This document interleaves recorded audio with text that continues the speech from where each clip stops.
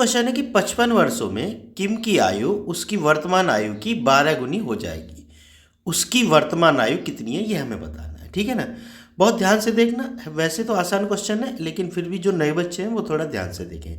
वो क्या कहता है कि भाई 55 वर्षों में किम की आयु उसकी वर्तमान आयु की 12 गुनी हो जाएगी।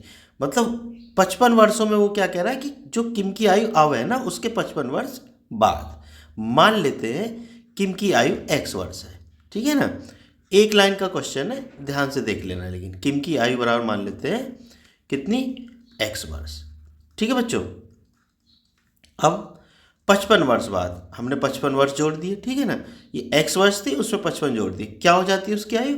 अब की जो आयु है मतलब जो वर्तमान आयु है उसकी 12 गुनी हो जाएगी, ठीक है। वही हमने कर दिया, अब इसी को हल करना है बस, ठीक है। तो ये कितना हो गया भाई 12x, x को इधर ले जाओ तो 12x माइनस x बराबर कितना हो गया 55, ठीक है बच्चों। तो 11x बराबर 55, तो x बराबर कितना हो गया 55/11, ठीक, 11×5 = 55, ठीक है। तो उसकी वर्तमान आयु कितनी आ गई 5 वर्ष, ठीक है। मेरे हिसाब से बात समझ में आ गई होगी।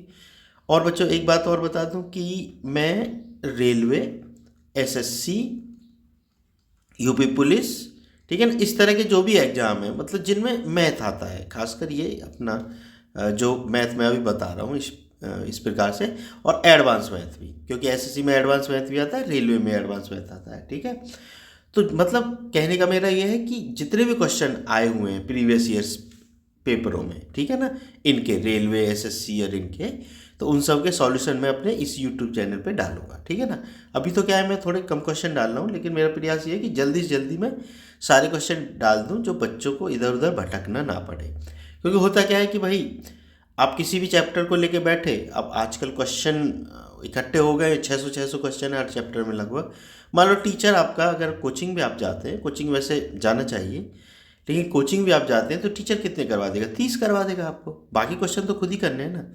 तो इसलिए मैंने सोचा क्यों ना इन सब के सॉल्यूशन डाल दी जाए जिससे बच्चे को कोई परेशानी ना हो। बहुत से बच्चे ऐसे होते हैं जो कोचिंग नहीं जा सकते, उनके लिए बहुत परेशानी वाली बात है, ठीक है ना। तो इसीलिए सबके सॉल्यूशन मैं अपने इस चैनल पे डालूंगा, ठीक है। और कमेंट जरूर करना बच्चों कि कौन से चैप्टर के आपके क्वेश्चन चाहिए, या फिर मैं जो पढ़ा रहा हूँ कैसा पढ़ा रहा हूँ, अच्छा या बुरा, जो भी है वो कमेंट करके मुझे ज़रूर बताएं, ठीक है। तो देखो ये आंसर आ गया 5 वर्ष, ये हमारा आंसर होगा, ठीक है बच्चों। अगर वीडियो पसंद आई हो तो चैनल को सब्सक्राइब जरूर कर लेना। मिलते हैं फिर नेक्स्ट वीडियो में।